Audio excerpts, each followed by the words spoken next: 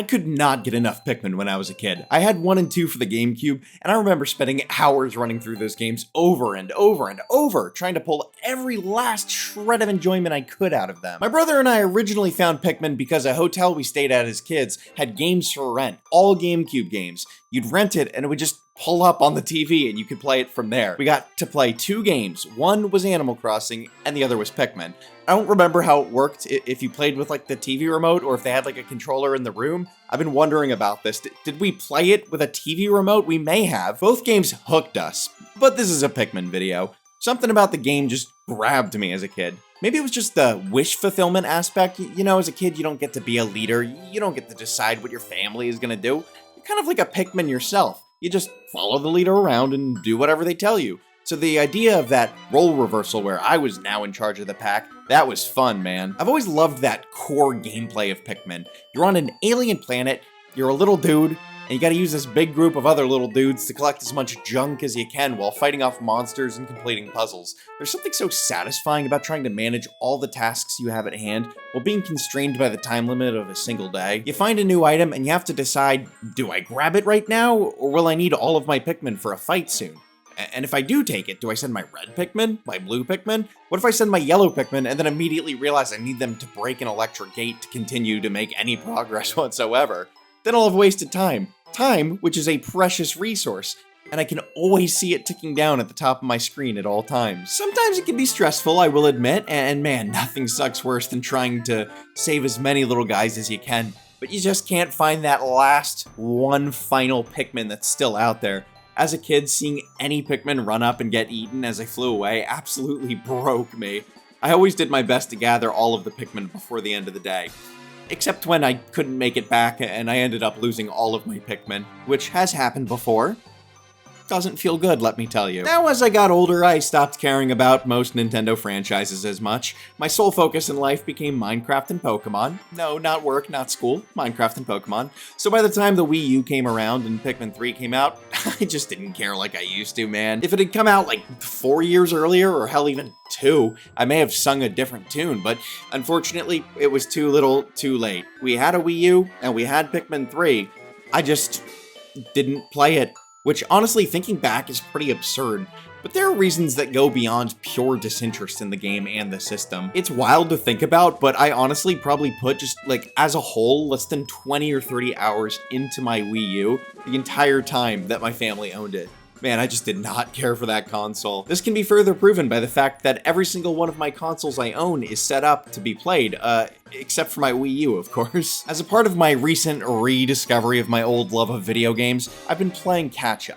One game I finally got around to playing was, of course, Pikmin 3, the remaster for the Switch. Before playing it, I first played Pikmin 4, then I went back and replayed Pikmin 1 and 2, also on the Switch. Not as homework for 3 or anything, that's just the order that I happen to play the games in. But either way, I was primed and ready for Pikmin 3, man. And man, kind of a letdown. Now, to start, it's a fantastic game. No one can tell me it's not. It's Pikmin after all. Pikmin is always fun, but when taken in comparison to the other games in the series, I found myself disappointed. If I have to start somewhere with my complaints, I'd first like to start with the fact that there are no caves.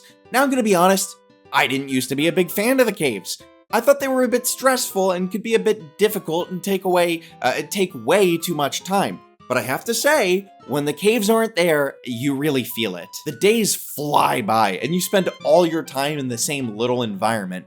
You know what you have to do here, it's just a matter of how much you can get done before that countdown starts at the end of the day. The caves, on the other hand, they offer you some variety, with each level giving you a little something new to surprise you with, and they also pause that inevitable, always present, omnipresent timer. The bigger challenges of the overworld to me are somehow made a little more fun when they're split up by these smaller cave expeditions. Perhaps the small cave challenges flood my brain with enough dopamine to keep me going. On the overworld challenges, I don't know. But without them, I definitely found myself getting a bit bored at times and kind of feeling like I was doing the same thing over and over and over again and not really making any real progress. The first 2 games had some legendary boss fights, don't get me wrong, but the ones in this game add some new interesting gimmicks and ideas which are I find far more interesting than the ideas in the first two games, and that definitely works in this game's favor. The final stage where you need to retrieve Olimar by running him through the cave, all the while being chased by that gold demon blob thing, was stressful, but thrilling, man. I had to give up on the first day and leave poor Olimar inside the gold dude's belly for a night. That's, yeah, sucks to be him. Now for a point of criticism, and this is one I've heard before, but the game is shockingly short. Like, Pikmin 1 is very short, and then Pikmin 2 is significantly longer, but still a short game overall. So you think, okay, Pikmin 1, very, very short. Pikmin 2, longer, but still kind of short.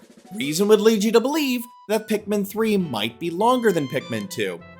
Well, if it is, it sure doesn't feel that way to me. The ending came before I knew it. I expected there to be at least, like, 2 more areas to explore before the ending area came.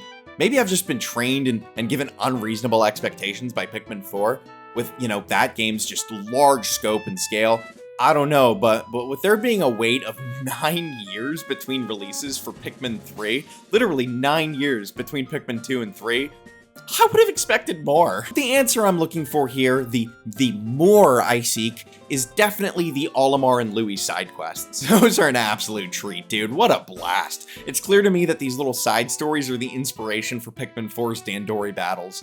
I won't lie, I actually had significantly more fun blasting through these side levels than I did playing the actual main story of the game. For one, Olimar and Louie will always have a place in my heart from playing as them when I was a kid, so getting to play as them again is a fun little nostalgia trip. But also, these levels are tightly designed, constrained in scope and scale, and designed as a challenge. The larger Pikmin stages are a little more designed for exploration, and yes, time management is important, but they do also allow you to take your time a bit. These stages, on the other hand, they punish you viciously for wasting time. You need to pause right when you go in, assess the map, and pinpoint where you need to go. You need to make sure that you're splitting up tasks between Louie and Olimar so that you're spending as little time idle as possible. Whew, man, it's exciting. I will say though, I definitely found these stages to be a bit on the easy side. I managed to get platinum on almost every single one of them on my first try. But then when games are kind of easy, that makes me feel good. It makes me feel like a winner, so that's not really a complaint, you know? I mean, I'm just bad at video games, so it kind of works out for me. Makes me feel like I'm good for once. I feel like I just proved a point here to myself as I write this script. When talking about the main story mode of Pikmin 3, I really was struggling for things to say. It's like something just kind of happened to me with it, right? It just happened, it washed over me. I'm on the other side of it, and I'm moving on with my life. But with the side stories, I could feel the passion talking about them as I was typing, man. And that's just the problem. The main story is just kind of boring. Collecting fruit just isn't as fun as collecting treasure, especially the recognizable brands in Pikmin 1. When I was a kid, I thought it was just the coolest thing to find like batteries and Nintendo-related gear buried in the ground. I don't get that same spark when I find a cantaloupe. The new type of Pikmin are arguably cooler than the new types that were introduced in Pikmin 2, but also like, I don't know, I find the purple Pikmin and white Pikmin just cooler. I don't, personally, I find them cooler, even though I know arguably the new types in this one are cool. I don't know.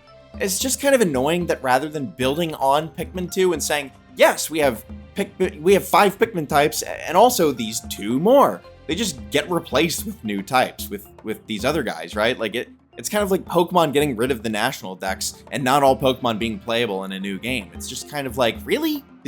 Did you have to get rid of the new guys? Like, it was kind of fun having the new guys. Now, overall, Pikmin 3 is a great game, like I said, but it's not a perfect game. You know, it sags under the weight of its flaws to the point where I feel it's clearly the weakest game in the franchise. Although not everybody shares that opinion, I'm sure people watching this video will say, actually, Pikmin 3 is the best in the franchise. Pikmin 1, 2, and 4 suck. I don't like them at all, and Pikmin 3 is the only good game. You know, to you, more power to you, man. I just don't see it. It is definitely still a must-play if you're a Pikmin fan. Do not skip this. You will still have fun. It is fun. Now, those are all of my opinions about Pikmin 3. Thank you guys so much for watching. If you like this type of video, I make these all the time. I love just talking about Nintendo games, old franchises, new franchises, whatever is going on. Thrilled for the Switch too. I think it's definitely worth subscribing with that coming up because I'm gonna have a ton of content to talk about. So look forward to that. Subscribe, like the video, leave a comment, give me your opinions on Pikmin 3. Krog, I bet you're going to give me your opinions. I'm sure you're probably not even listening at this point. Who am I kidding? But anyway, thank you guys very much. and I will see you possibly next week. We'll see when I get to recording another video. Bye-bye.